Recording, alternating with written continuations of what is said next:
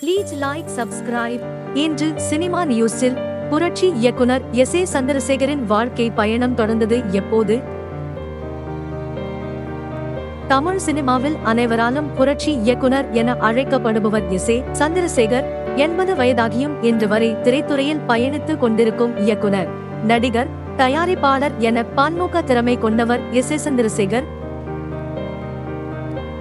ராமநாதபுரத்தில் உள்ள தங்கச்சிமடத்தில் பிறந்தவர்தான் எஸ்.ஏ. சந்திரசேகர். இவர் தனது படிப்பை முடித்துவிட்டு சென்னையில் அரசாங்க வேலையில் பணிபுரிந்து வந்துள்ளார். அரசாங்க வேலையில் இருந்தால் கூட இவருக்கு திரைத்துறையில் சாதிக்க வேண்டும் என்ற எண்ணம் இருந்துள்ளது. இதனால் எம்.ஜி.ஆர். நடிப்பில் வெளிவந்த எங்க வீட்டு பிள்ளை திரைப்படத்தின் மூலம் சவுண்டு இன்ஜினியராக திரையுலக பயணத்தை ஆரம்பித்தார்.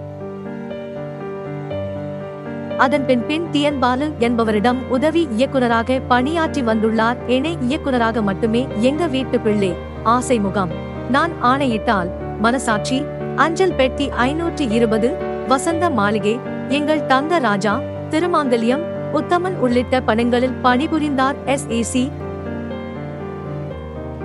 இதன்பின் அவர் ஒரு பச்சை குழந்தை படத்தின் மூலம் இயக்குனராக தமிழ் சினிமாவில் காலடி எடுத்து வைத்தார். தொடர்ந்து சட்டம் ஒரு இருட்டறை, நான் சிகப்பு மனிதன், சட்டம் ஒரு விளையாட்டு, வெற்றி, நீதிக்கு தண்டனை, தோஸ்த், முத்தம் பல சூப்பர் ஹிட் படங்களை கொடுத்து வந்த எஸ்.ஏ. சந்திரசேகர் இதுவரை 70க்கும் மேற்பட்ட திரைப்படங்களை இயக்கியுள்ளார்.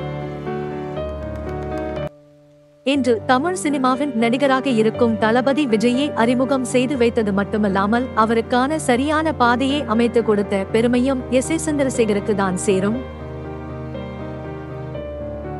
1973ஆம் ஆண்டு கர்நாடக இசை பாடகியான ஷோபாவை காதலித்து திருமணம் செய்து கொண்டார். இந்த தம்பதிக்கு விஜய் மற்றும் வித்யா என 2 பிள்ளைகள். இதில் மகள் வித்யா உடல்நலக் குறைவு காரணமாக தனது சிறு வயதிலேயே மரணடைந்து விட்டார். சந்திரசேகர் இயக்குனராக மட்டுமின்றி நடிகராகவும் பல படங்களில் கலக்கியுள்ளார். மேலும் தயாரிப்பாளராக பல நல்ல திரைப்படங்களை எடுத்துள்ளார். வெள்ளித்திரையில் 40 ஆண்டுகளுக்கும் மேலாக பணிபுரிந்து வந்த எஸ்.ஏ. சந்திரசேகர் தற்போது சின்னத்திரையிலும் உலா வருகிறார். வீடியோ பிடித்திருந்தால் மறக்காமல் சேனலை சப்ஸ்கிரைப் பண்ணுங்க. நன்றி.